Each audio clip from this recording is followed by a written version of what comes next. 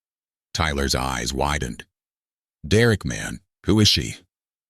Derek took a shaky breath. He looked around at the wedding guests, at the expensive flowers, at the champagne tower that cost more than most people's cars, at the life built on a foundation he knew was cracked. She's, Derek started, then stopped. Because saying it out loud would change everything. Saying her name would be an admission, and admissions had consequences. Simone watched him struggle. She'd wondered, during the 5 years since he'd stolen her work, if he ever thought about her. If guilt ever woke him at 3 a.m, if he ever considered what he'd taken. Now she had her answer. He remembered. He'd just learned to live with it. Her name, Derek finally said, his voice barely above a whisper, is Dr. Simone Hayes. The title hung in the air. Doctor, not Miss, not some random woman. Doctor. Miranda's eyes narrowed. And how exactly do you know Dr. Hayes? Derek looked at Simone one more time. She saw the question in his eyes. Are you really going to do this? Here? Now? Simone didn't answer. She didn't have to. Because at that moment, music filled the garden again. Different music. Bridal music. The bride was arriving, and when Ashley Chen appeared at the end of the aisle in her white dress, her eyes landed on Simone. Ashley stopped walking. Her bouquet slipped from her hands and hit the ground. And everything Derek had feared was about to become reality. Ashley dropped her bouquet. A memory hit Simone with physical force. 5 years earlier, Westbrook Industries headquarters, 2 a.m. Simone had been standing in front of a whiteboard covered in calculations, her fingers stained with dry erase marker, her 4th cup of coffee growing cold beside her laptop. The revolutionary engine design was finally coming together. Variable compression ratio, adaptive fuel injection, efficiency levels that would transform the industry. Behind her, a younger woman entered carrying takeout containers. Ashley Chen, fresh out of grad school, brilliant and eager. The only person in the company who seemed to see Simone as something other than a diversity hire. Dr. Hayes, you need to eat something, Ashley had said, setting down Thai food. You've been here for 16 hours. Simone smiled tiredly. Almost done. Look at this. She'd pointed to the equations. If I'm right, we're looking at 40% improved fuel efficiency. Ashley's eyes had widened. That's revolutionary. It's going to save this company. Simone had turned back to the board. Derek thinks I'm crazy, but the math works. Ashley had studied the design carefully. Can I take a photo? For my notes? Simone had nodded, trusting. Of course. That trust, Simone now understood, had been the first mistake. Present day, the wedding garden. Ashley stood frozen in her wedding dress, veil catching the breeze, her face drained of color. Behind her, the bridesmaids exchanged confused glances. The string quartet faltered, unsure whether to continue. Ashley, one of the bridesmaids whispered. Are you okay? Ashley didn't answer. Her eyes remained locked on Simone. Miranda Westbrook recovered first. She clapped her hands sharply. Continue the music. The bride is clearly overwhelmed with emotion. But Ashley wasn't moving. She was staring at Simone the way Derek had stared, with recognition and something that looked suspiciously like guilt. Simone felt something crack inside her chest. She'd suspected. Of course she'd suspected. But seeing confirmation written across Ashley's face was different. The betrayal burned fresh. Tyler, the best man, approached Derek. Dude, your bride just saw that woman and completely froze. What the hell is going on? Derek's jaw clenched. Not now. Yes, now, Tyler insisted. Because something is very wrong. Around them, guests were beginning to murmur more loudly. The comfortable veneer of the perfect wedding was cracking, and everyone could feel it. Simone pulled her attention back to the present moment. She walked slowly toward Ashley, her heels clicking against the stone path. The crowd parted instinctively, creating a corridor between them. "Hello, Ashley," Simone said quietly. Ashley's lips trembled. "Dr. Hayes, I didn't know you were coming." "Didn't you?" Simone's voice was gentle, but the words carried weight. "Someone sent me an invitation. Someone who wrote, 'Come see what you built.'" Ashley's face crumpled. The bridesmaids rushed forward to support her, but Ashley waved them away. Her hands were shaking as she picked up her fallen bouquet. Miranda appeared beside them, her voice cutting. "I don't know who you think you are, but you have no right to harass my future daughter-in-law on her wedding day." Simone didn't look at Miranda. She kept her eyes on Ashley. "I'm not harassing anyone. I'm just standing here." "You're disrupting a private event," Miranda snapped. An older gentleman from the guest section stood up. He was distinguished, silver-haired, wearing an expensive suit. "Excuse me, but did she say Dr. Hayes? As in Dr. Simone Hayes, the mechanical engineer?" Heads turned toward him. The man continued, addressing the crowd. "Because if so, she's the woman who holds 17 patents in fuel efficiency technology. I tried to recruit her last year for my company." Miranda's face tightened. "That's irrelevant." "Is it?" Another voice chimed in. A woman in the third row pulled out her phone. "I'm looking at her profile right now. Dr. Simone Hayes, MIT graduate, formerly with Westbrook Industries." She looked up, frowning. "She worked for your company, Miranda." "Briefly," Miranda said quickly. "A consulting position. Nothing significant." Simone spoke for the first time to the crowd. "I designed the Hayes Westbrook engine, the one that took Westbrook Industries from near bankruptcy to a $2 billion valuation." Silence crashed down. Then everyone started talking at once. The man who'd stood earlier frowned. "Wait. The Westbrook engine was named after Derek Westbrook. He won Engineer of the Year for that design." "Yes," Simone said simply. "He did." The implications hung in the air, heavy and undeniable. Derek had won an award. Derek's name was on the patents. Derek had given interviews about his revolutionary breakthrough. But the woman who actually designed it was standing uninvited at his wedding, treated like an intruder. Ashley made a sound that was half sob, half gasp. She looked at Derek, who stood rigid, and then back at Simone. "I'm sorry," Ashley whispered, and those two words confirmed everything. Apology hung in the air like a confession. Miranda moved immediately to contain the damage. "Ashley, sweetheart, you're clearly upset. Let's get you inside where you can compose yourself." But Ashley didn't move. She stood in her white dress, tears streaming down her face, staring at the woman she'd betrayed. "I'm so sorry," Ashley repeated. Louder this time. "Dr. Hayes, I'm so sorry." Derek stepped forward quickly. "Ashley, stop. You don't know what you're saying." "I know exactly what I'm saying." Ashley's voice broke, but she didn't look away from Simone. "I know what we did." The crowd had gone completely silent now. Even the string quartet had stopped pretending to play. Everyone sensed they were witnessing something rare and terrible. The moment truth detonates a carefully constructed lie. Simone's chest tightened.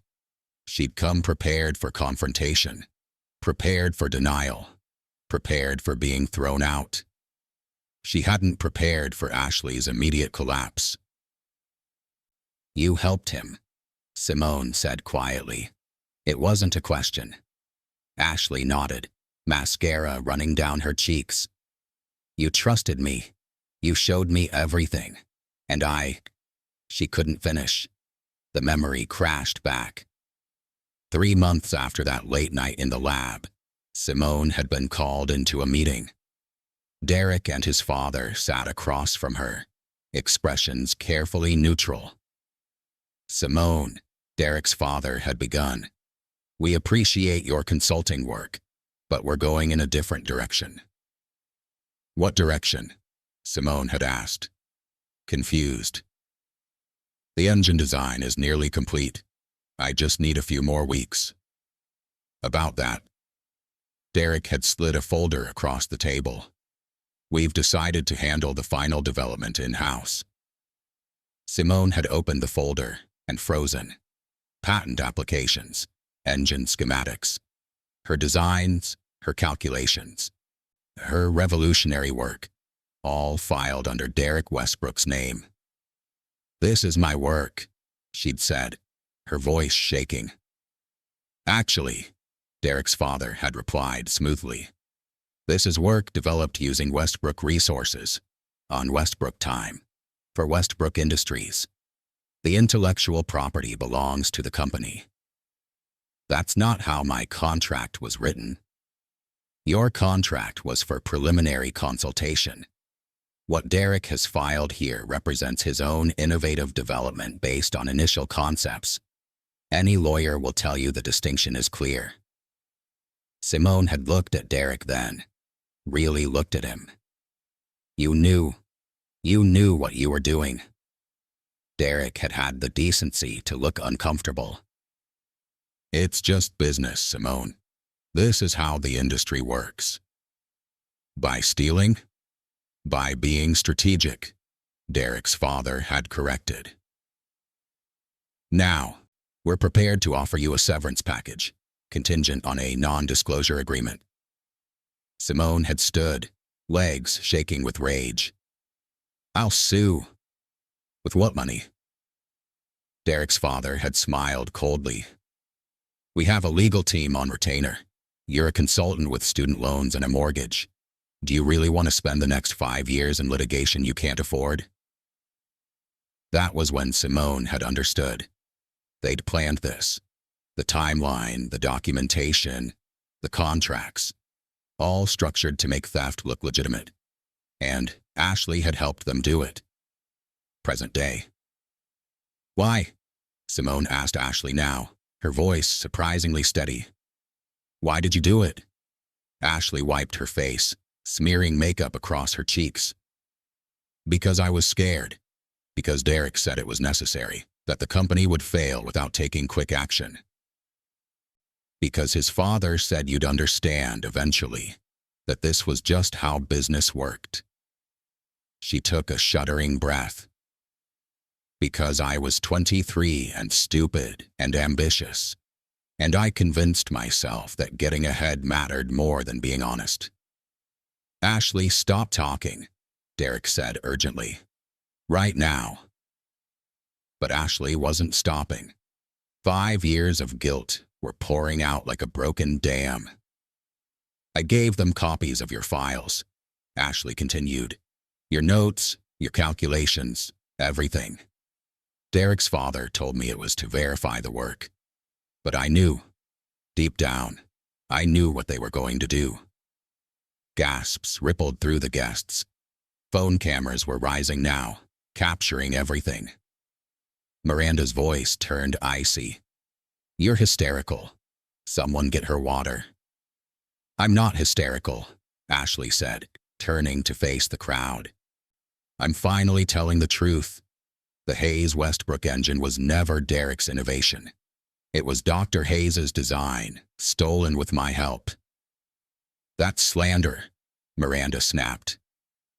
"It's confession," Ashley corrected. Derek looked around desperately at the sea of shocked faces, at his mother's fury, at his bride falling apart.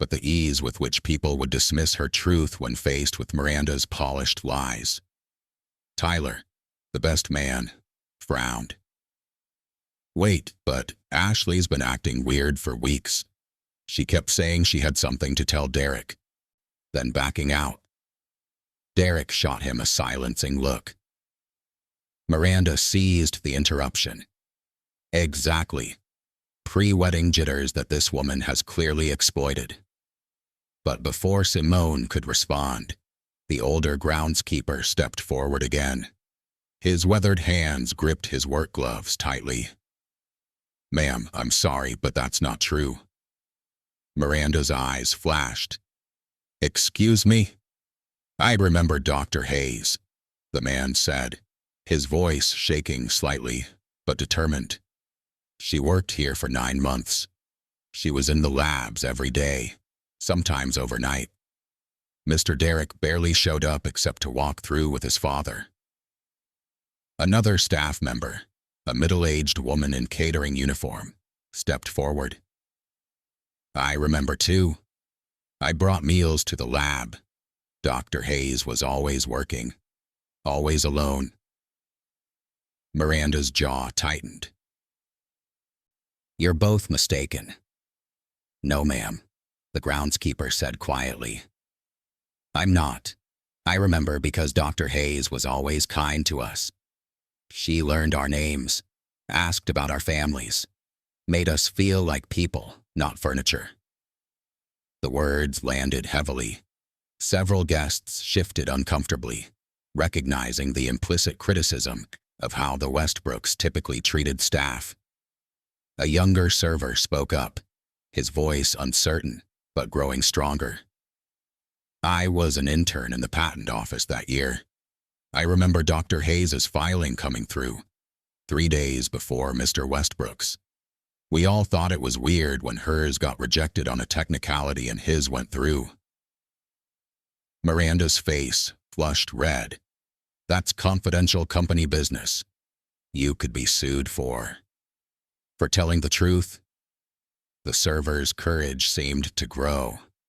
"I kept copies. I thought something was wrong even then." The crowd erupted in whispers. Phone screens glowed as guests began searching, fact-checking, comparing timelines. The distinguished gentleman who'd spoken earlier pulled out his own phone. "I'm looking at the patent database right now. Dr. Simone Hayes filed for a variable compression adaptive engine system on March 15th, 5 years ago. Derek Westbrook filed for the Westbrook revolutionary engine on March 18th, same year." He looked up, eyes hard. "Same specifications, nearly identical technical language." Miranda laughed, but it sounded brittle. Patent language is often similar in the same field. "Not this similar," the man countered. "I filed 100 patents. This is either remarkable coincidence or theft," someone finished. Derek stepped forward, hands raised. "Everyone, please. This is my wedding day. Whatever business disagreements existed in the past." "Business disagreements?" Simone's voice cut through his pleading like a blade. She'd been silent long enough. "You stole my work, filed patents under your name, and built a career on my innovation. That's not a disagreement. That's theft." The bluntness silenced the garden. "And you," Simone turned to Miranda, "you threatened me when I tried to fight back. You told me I'd never work in this industry again if I pursued legal action. You said no one would believe a black woman consultant over the Westbrook family legacy." Miranda's composure cracked further. "I never—" "You did," Simone said quietly. "In your office, May 7th. You wore a cream suit and pearl earrings, and you offered me $75,000 to disappear. When I refused, you made calls. Within a month, every contract I'd lined up fell through. Every company that had shown interest went silent." The silence now was suffocating. A woman in the fourth row stood slowly. She was professionally dressed, her expression thoughtful. "I'm Sarah Chen, Ashley's sister. I'm also an attorney." She looked at Miranda. "What Dr. Hayes is describing is textbook intellectual property theft, combined with blacklisting. Both are illegal." Miranda's face went pale. Sarah continued, addressing the crowd. "My sister has been having panic attacks for months. She told me she couldn't marry Derek because of something that happened years ago, something that ate at her conscience. I thought she was being dramatic." Sarah's voice broke slightly. "I told her to stop being ridiculous, but she wasn't being ridiculous. She was being honest." Ashley sobbed quietly, her sister's validation clearly meaning everything. Derek looked around desperately. "This is my wedding, my life. You can't just—" "What?" Simone interrupted. "Tell the truth? Expect accountability? Wonder why the man who stole my life's work gets to celebrate while I've spent 5 years rebuilding from nothing?" Tyler stepped away from Derek, his expression disturbed. "Man, I've known you for 15 years. Is this real?" Derek's silence answered. Miranda made one last attempt to regain control. "Dr. Hayes, we can discuss this privately. Name your price. I'm sure we can reach an arrangement that satisfies." "I don't want your money," Simone said clearly. "I want acknowledgement." "Fine," Miranda snapped. "We'll issue a statement crediting you as a contributing consultant." "No," Simone said firmly. "I want Derek to stand up right now and tell everyone here the truth." All eyes turned to Derek. He stood at the altar in his expensive tuxedo, built on stolen ground. And finally, the weight of 5 years of lies broke him.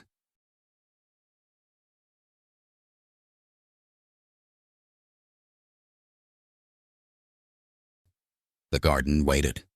His mother watched him with desperate, warning eyes. His bride stood weeping in her ruined makeup. The guests leaned forward collectively, hungry for whatever came next. And then Derek did something no one expected.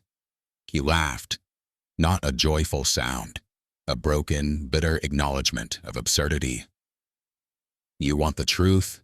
he said, looking around at the sea of faces. "The truth is every single thing Dr. Hayes just said is accurate." Gasps erupted. Miranda lunged forward. "Derek, no." "Yes, Mom." Derek's voice was louder now, carrying years of suppressed guilt. "I stole her work, not borrowed, not developed further, not any of the legal fiction we told ourselves. I stole it." Tyler took another step back, shaking his head in disbelief. Derek continued, the words tumbling out now. "Simone, Dr. Hayes, designed that engine. Every crucial innovation, every breakthrough that made it revolutionary. I took photographs of her whiteboards, copied her files, and presented her work as my own breakthrough." A woman near the front stood abruptly and walked out. Then another. Then a couple. The exodus was quiet but damning.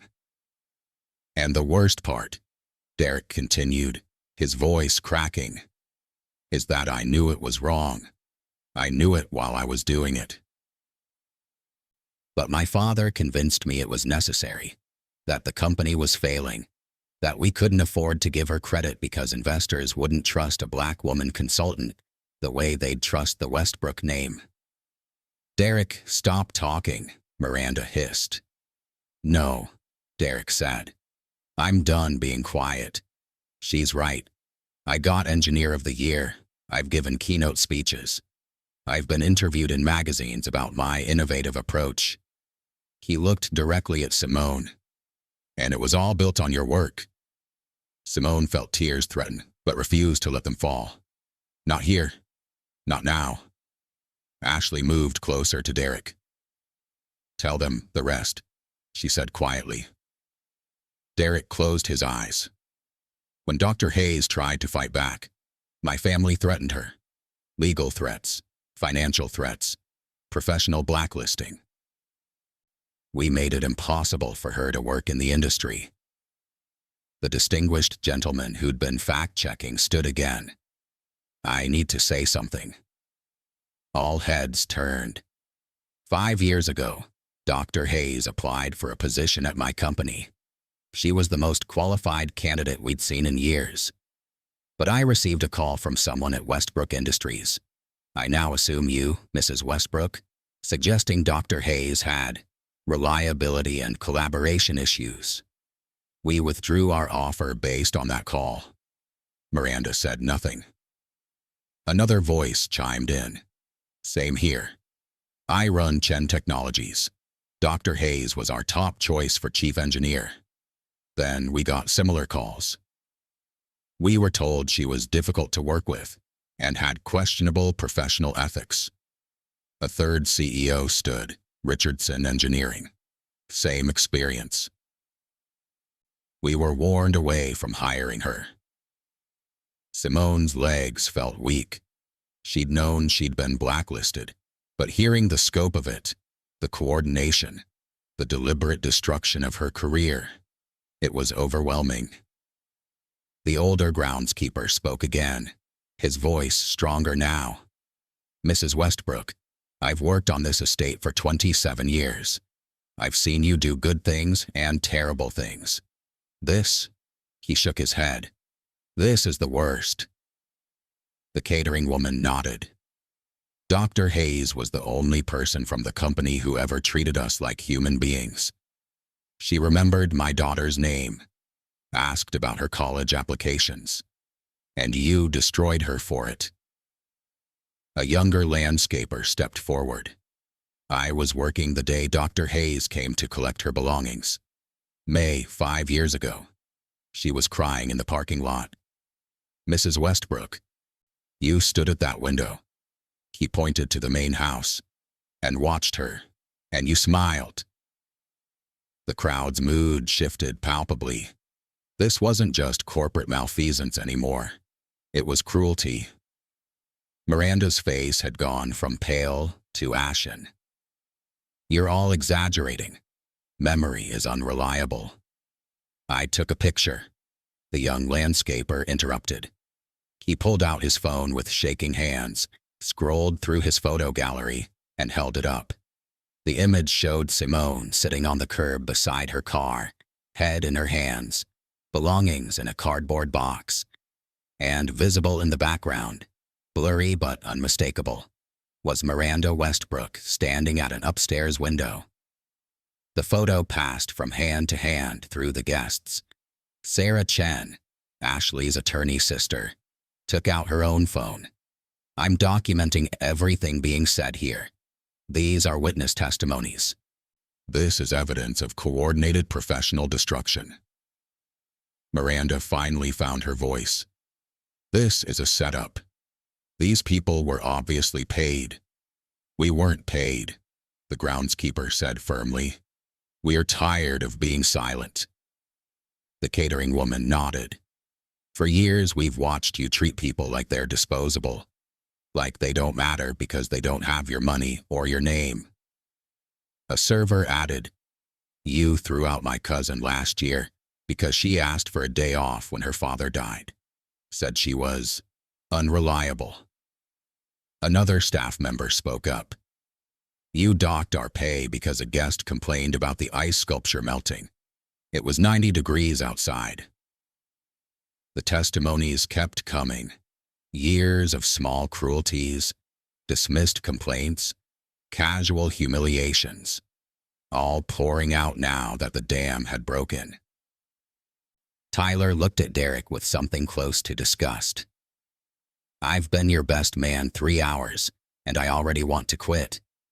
Did you know about all this? Derek's silence was damning. Jesus Christ, Tyler muttered. He looked at the officiant.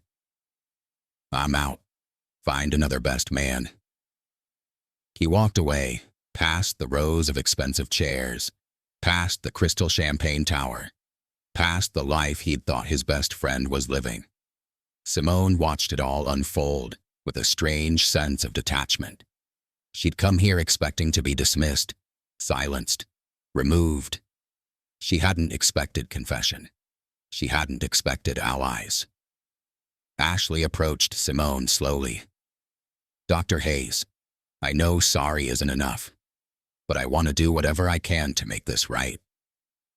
Simone studied the younger woman's tear-stained face. 5 years ago, Ashley's betrayal had been the cruelest cut, not because it was the worst part, but because Simone had trusted her. "Why now?" Simone asked quietly. "Why not 4 years ago? Or 3? Why wait until your wedding day to grow a conscience?" Ashley flinched but didn't look away. "Because I kept telling myself it wasn't that bad, that you'd probably moved on, found other work, that my guilt was just me being dramatic." She took a shaky breath. "But then Derek proposed, and suddenly I had to imagine spending my entire life married to someone who'd built everything on theft, having his children, growing old together. And I realized I couldn't do it. I couldn't be complicit forever." It was honest, at least. Simone looked at Derek, who stood silent and broken, then at Miranda, who watched with barely contained rage, then at the guests. Some leaving, some staying, all witnesses to the collapse. "What do you want?" Ashley Chen asked Simone directly. "As an attorney, I'm asking, what outcome would satisfy you?" It was the question that mattered, the moment that would define what came next.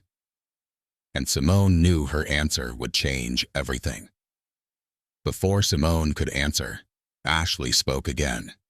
This time her voice was stronger, clearer, the voice of someone who'd finally decided to stop hiding. "I need to tell all of it," Ashley said, addressing the crowd. "Not just my part. Everything." Derek's head snapped up. "Ashley, You don't get to tell me what to do anymore," Ashley interrupted.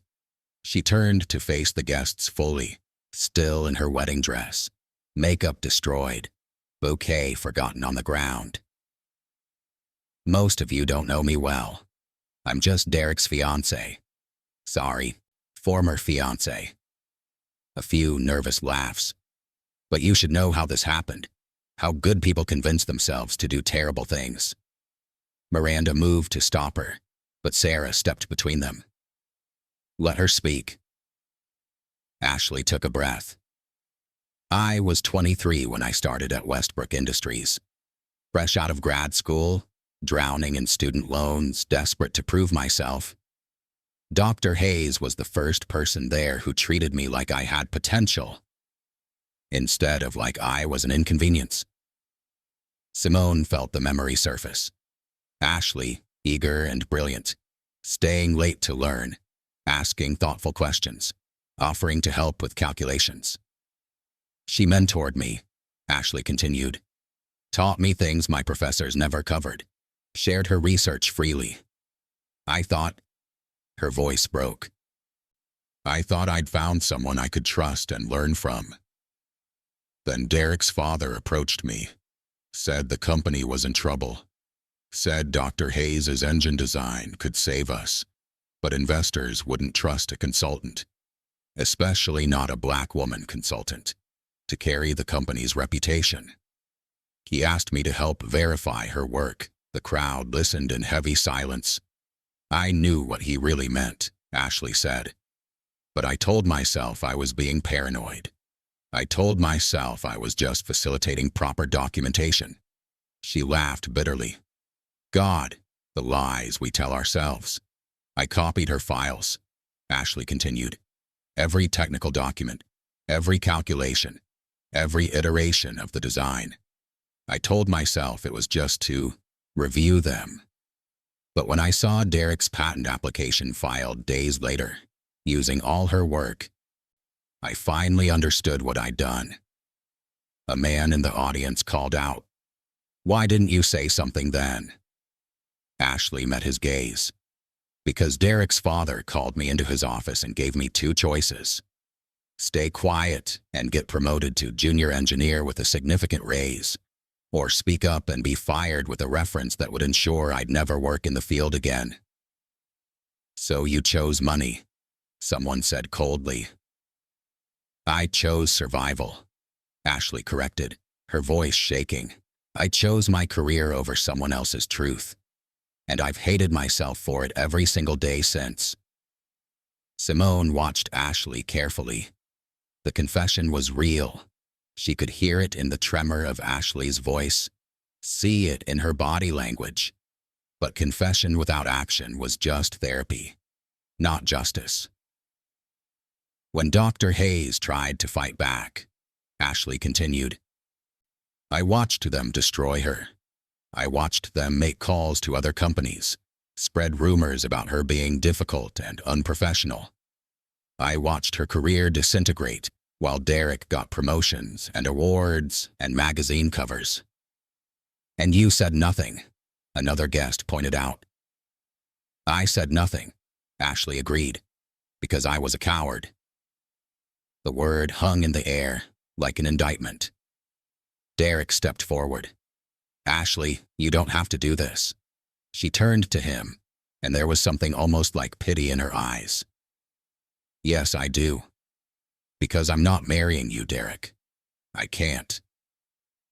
The words should have been shocking, but somehow they felt inevitable.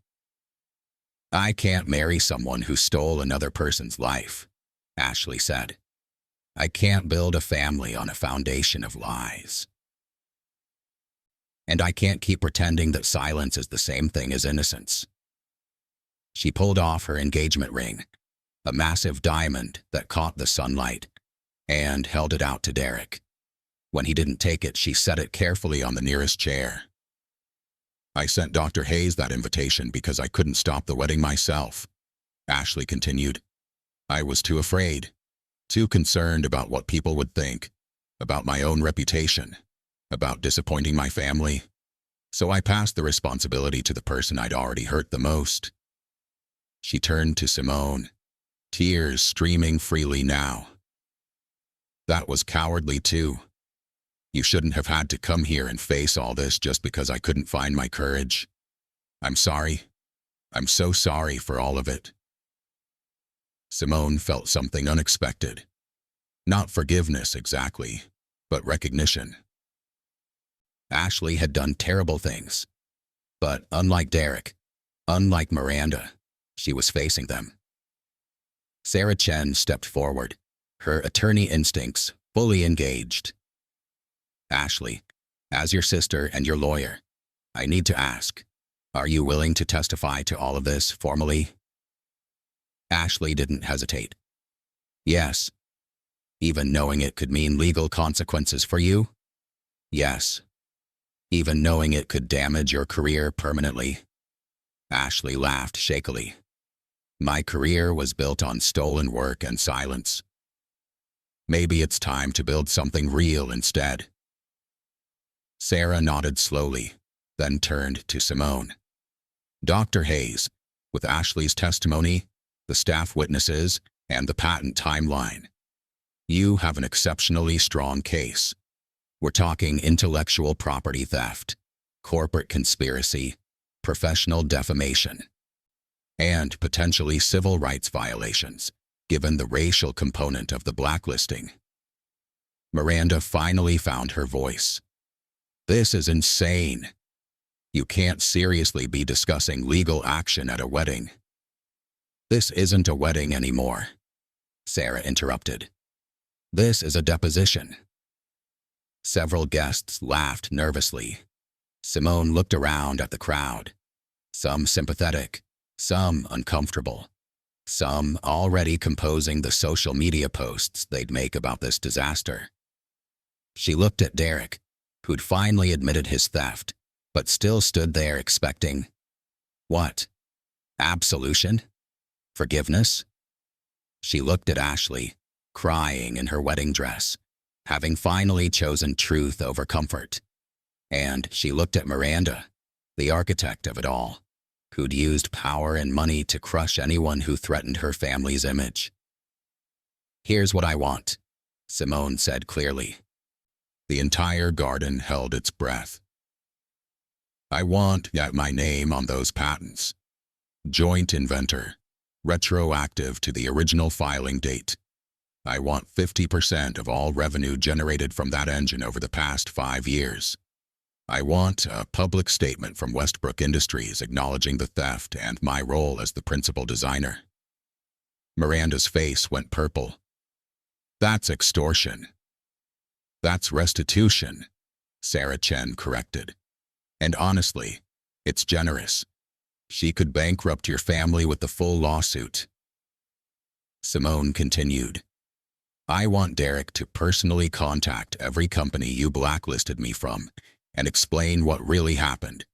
I want letters of apology to every person whose career you've damaged over the years."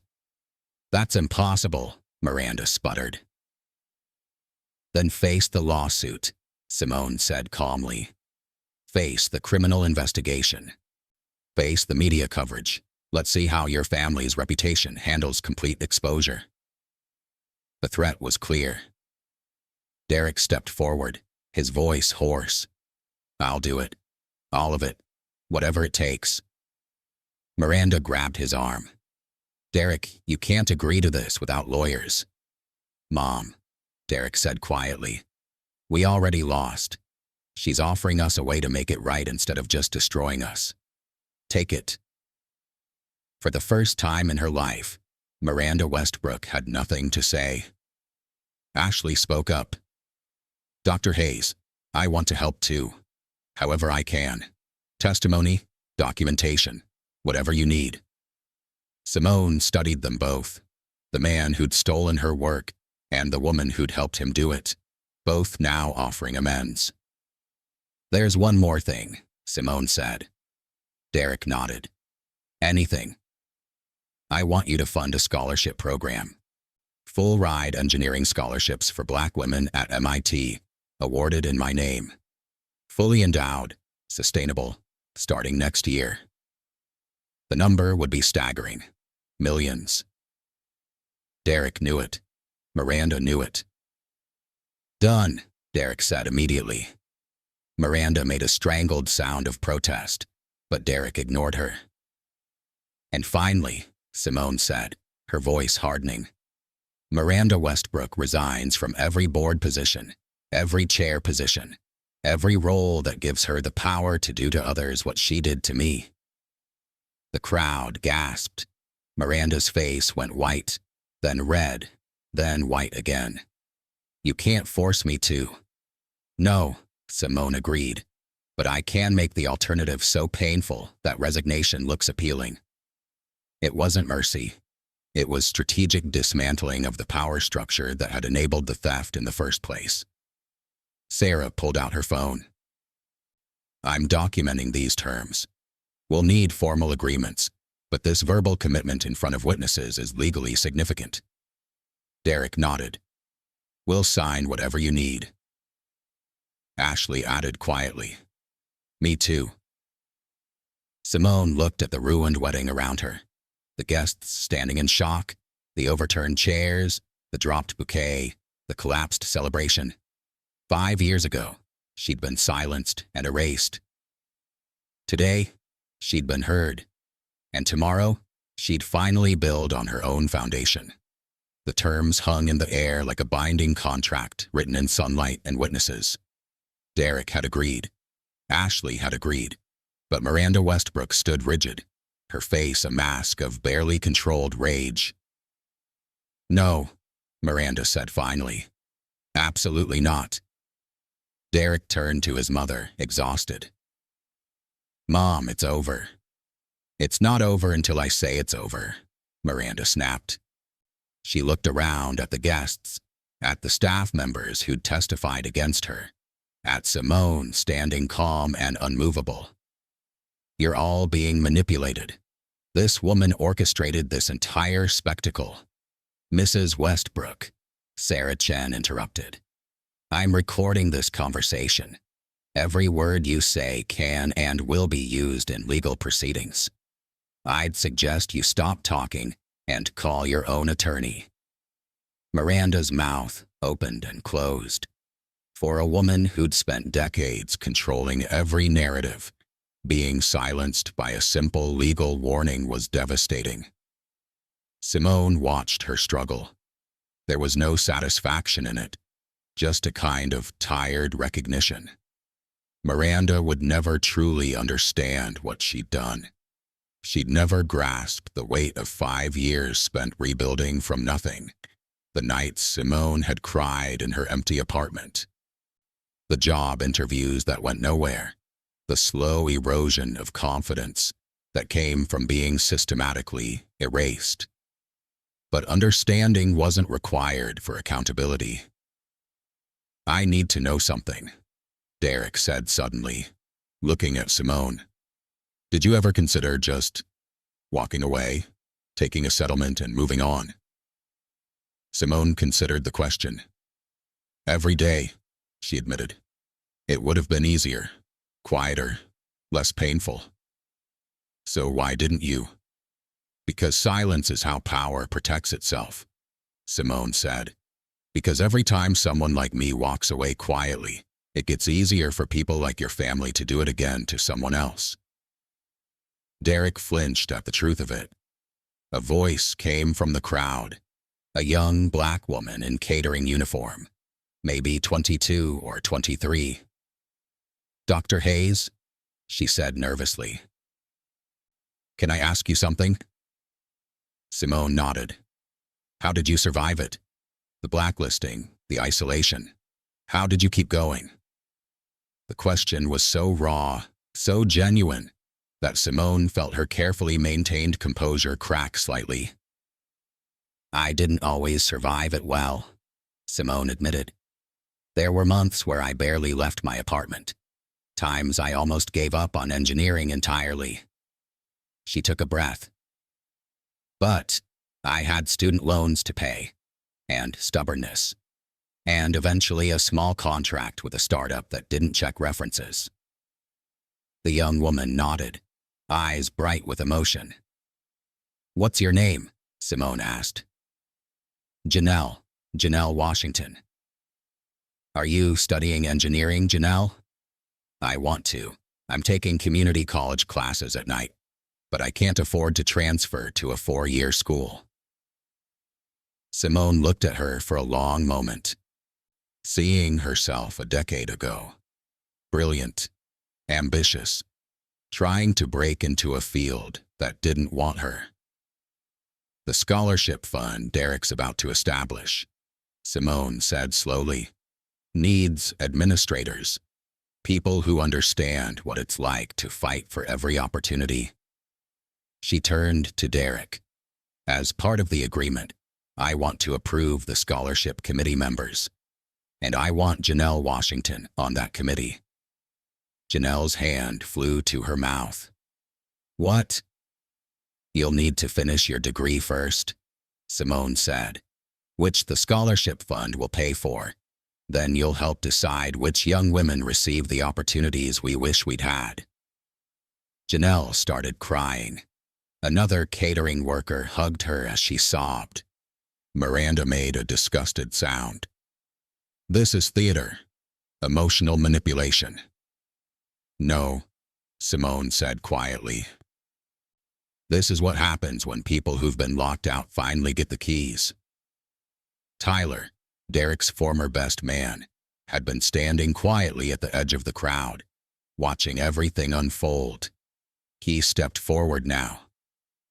"I need to say something," Tyler announced. "I've known Derek since college. I stood up here today thinking I knew who he was." He looked at Derek with something between disappointment and anger. "I didn't know any of this. He never told me."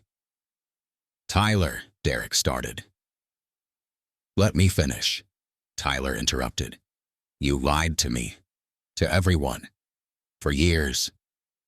He turned to address the guests. "Some of you are probably thinking about staying friends with the Westbrooks. About keeping these relationships because of business connections or social benefits or whatever? He shook his head.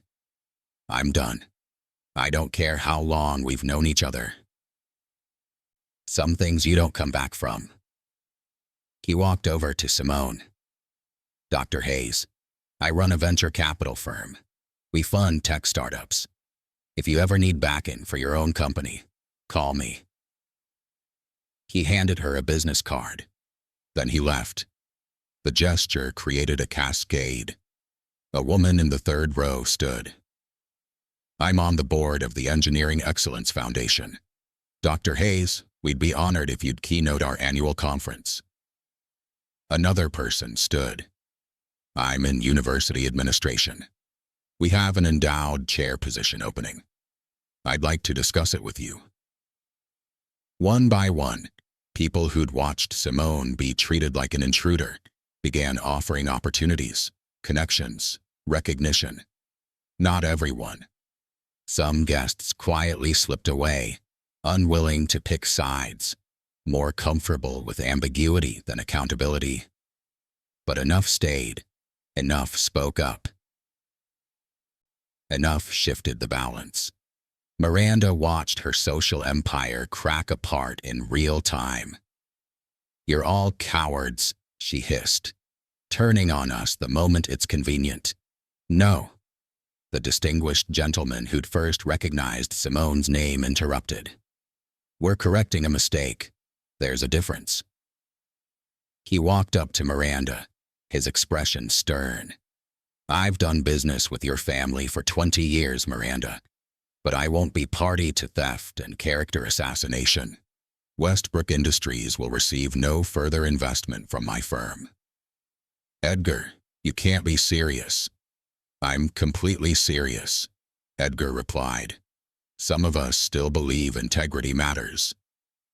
More people approached Simone, offering apologies for their initial judgment, asking how they could help, requesting her contact information. The wedding had transformed into something else entirely. A reckoning, a redistribution, a correction. Ashley stood to the side, still in her wedding dress, watching it all. Her sister Sarah put an arm around her. You okay? Sarah asked quietly. Ashley shook her head. No, but I will be. She approached Simone hesitantly. Dr. Hayes, I know you don't owe me anything, but can I ask what you're going to do now? Simone considered the question. What was she going to do? She had job offers being extended on the spot, investors approaching her, her reputation being rebuilt in real time. I'm going to build something, Simone said finally. Something that can't be stolen because it won't depend on anyone's approval but my own. Ashley nodded. That's good. That's really good. And you? Simone asked. Ashley looked around at the destroyed wedding, at Derek standing alone, at her mother's disappointed face, at the life she'd just walked away from. I'm going to figure out who I am when I'm not trying to please everyone else. It was honest, maybe even brave. Derek approached them slowly, hesitantly. Ashley, can we talk? Privately? No, Ashley said simply. Everything that needs to be said has been said. Please, Derek, Ashley interrupted gently. I need you to understand something. I'm not angry at you anymore. I'm not even hurt. I'm just done. The finality of it seemed to hit Derek harder than any anger would have. Will you ever forgive me? Derek asked, his voice cracking. Ashley thought about it. Maybe, eventually, but that doesn't mean I'll ever trust you again. Derek nodded slowly, accepting what couldn't be changed. Simone watched the exchange with a strange mix of emotions. 5 years ago, she'd wanted Derek to hurt the way she'd hurt. Wanted him to lose everything, the way she'd lost everything. But watching him now, publicly shamed, abandoned by his best man, wedding destroyed, Mother's empire crumbling. She didn't feel the triumph she'd expected. She just felt tired. Dr. Hayes? A wedding guest approached, an older black woman in an elegant purple dress. I wanted to introduce myself. I'm Dr. Patricia Johnson, Dean of Engineering at Howard University. Simone recognized the name immediately. Dr. Johnson was a legend in the field. It's an honor, Simone said sincerely. Dr. Johnson smiled. The honor is mine. I've been following your career, or trying to, given how thoroughly you were blacklisted. Her expression hardened. I suspected something like this had happened. Too much talent doesn't just disappear without reason. Thank you for saying that. I'm not just saying it. I'm offering you a position. Full professor, tenured track, with a research lab and your choice of graduate students. Dr. Johnson handed her a card. Think about it. Howard has a legacy of supporting brilliant black minds that other institutions overlook or actively suppress. Simone took the card, her hands trembling slightly. A tenured position, a research lab, everything she'd thought she'd lost, forever. I don't know what to say, Simone admitted. Say you'll consider it, Dr. Johnson replied warmly. And say you'll stop letting other people's theft define your worth. The words hit deep.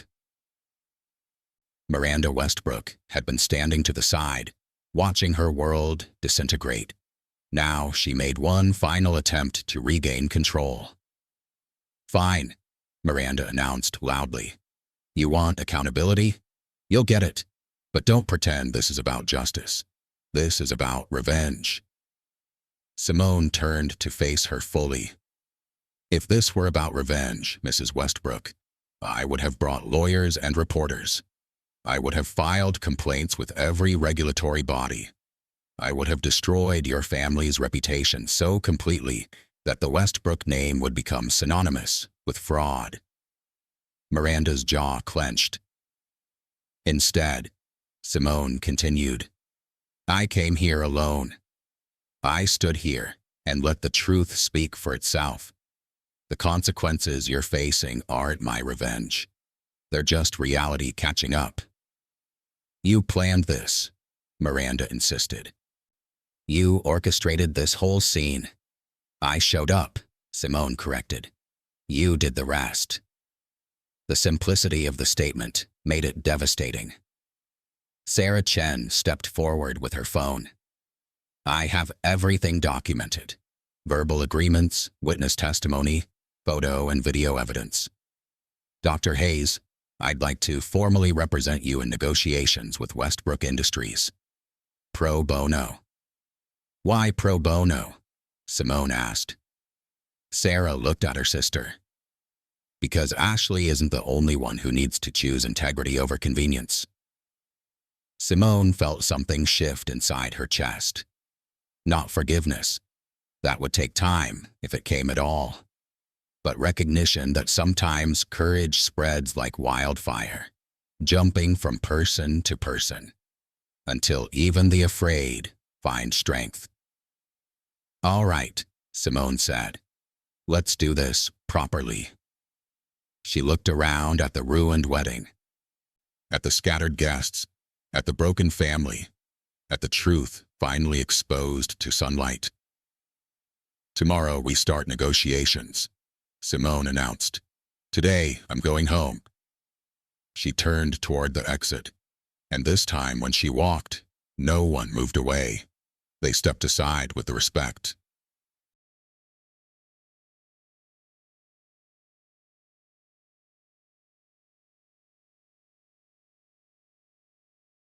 The conference room of Chen and Associates law firm smelled like fresh coffee and expensive leather. Simone sat at one end of the long table, Sarah Chen beside her, folders and documents spread between them. Across from them sat Derek Westbrook and his attorney, not his mother, who'd resigned from all her positions as agreed and retreated to their Connecticut estate. The negotiations had been brutal. Westbrook Industries' legal team had tried every tactic to minimize the settlement, delay proceedings, and discredit Simone's claims. But with Ashley's testimony, the staff witnesses, and the damning patent timeline, they'd had no real defense. Derek looked different now, thinner, tired, no longer carrying the confident ease of someone who believed the world would always bend in his favor.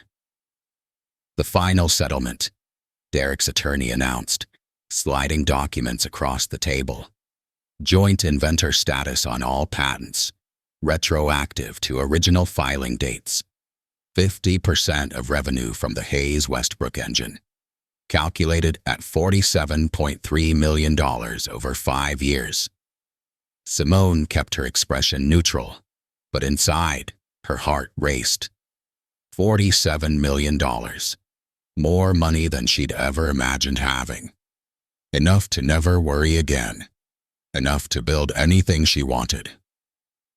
The scholarship fund is established, the attorney continued, fully endowed at $20 million, administered by an independent board that includes Dr. Hayes and Miss Janelle Washington.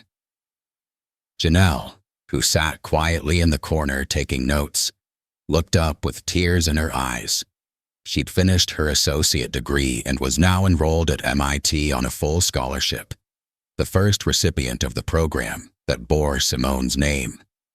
Personal letters of apology and explanation have been sent to all 17 companies that received defamatory communication regarding Dr. Hayes. The attorney went on. Mr. Westbrook has personally contacted each CEO to correct the record. Derek spoke up, his voice rough. Most of them hung up on me. But I tried. I'll keep trying. Simone studied him. The public shame had been devastating. Articles in engineering journals, social media threads dissecting the theft, his Engineer of the Year award formally rescinded. Several companies had dropped Westbrook Industries as a supplier. And finally, Derek's attorney concluded, a public statement will be issued today acknowledging Dr. Simone Hayes as the principal designer of the revolutionary engine system, with Mr. Westbrook credited as project manager, who wrongfully claimed sole credit. Sarah scanned the documents carefully. This matches our terms. Dr. Hayes, your approval? Simone took a slow breath. This was it, the moment of resolution. Sign the papers, accept the settlement, and move forward. There's one thing missing, Simone said quietly. Derek's attorney frowned. We've met every term. Not from the legal agreement, Simone interrupted. From Derek. Derek looked up, confused. I need to understand something, Simone continued. Why did you do it? Not the corporate strategy. Not your father's pressure. You. Why did you look at my work and decide it was acceptable to steal it? The room fell silent. Derek's attorney started to speak, but Derek held up a hand. It's okay. He looked at Simone directly for the first time in months. You want the truth? I've always wanted the truth. Derek took a shaky breath. Because it was easy. Because I'd spent my whole life having things handed to me. And when I saw something I wanted that wasn't being handed to me, I just took it. Like I'd been taught to take everything else. The honesty was startling. I told myself it was business, Derek continued, that you'd be fine, that you'd find other work, that I needed it more than you did, because the company was my family's legacy. He laughed bitterly. But really, I was just entitled. I saw your brilliance, and instead of admiring it or learning from it, I wanted to own it. And now? Simone asked. Now I understand what I actually took. Not just patents or money, Your reputation, your confidence, 5 years of your life. Derek's voice cracked. I understand that some things can't be given back. It wasn't enough. It would never be enough. But it was real. Simone signed the settlement documents. Sarah countersigned as her attorney. Derek's lawyer notarized everything. The deal was done. As they prepared to leave, Derek spoke once more. Dr. Hayes, I know this doesn't fix anything, but thank you for not destroying us completely. Simone paused at the door. I didn't spare you for your sake, Derek. I did it because becoming the person who destroys others would have meant you'd taken even more from me than you already did. She walked out. Later, Dr. Simone Hayes stood in her new research laboratory at Howard University, surrounded by state-of-the-art equipment purchased with a grant from her settlement money. The lab was bright, spacious, and filled with the quiet hum of innovation. On the wall behind her desk hung a framed patent, the Hayes Westbrook engine, with her name listed first, where it always should have been. Janelle Washington burst through the door, waving her tablet excitedly. Dr. Hayes, the first round of scholarship applications came in. We have over 2,000 applicants. Simone smiled. That many? More than that many. Young black women from every state, all wanting to study engineering, all inspired by your story. Janelle pulled up the tablet. Look at this one. Her essay is about how she almost gave up on STEM until she read about you standing up at that wedding. Simone read the essay, her throat tightening with emotion. The applicant's name was Diana Chen, 16 years old, brilliant test scores, couldn't afford college, dreamed of designing sustainable energy systems. She's in, Simone said immediately. We haven't finished reviewing all the applications. She's in, Simone repeated firmly. That's exactly who this program is for.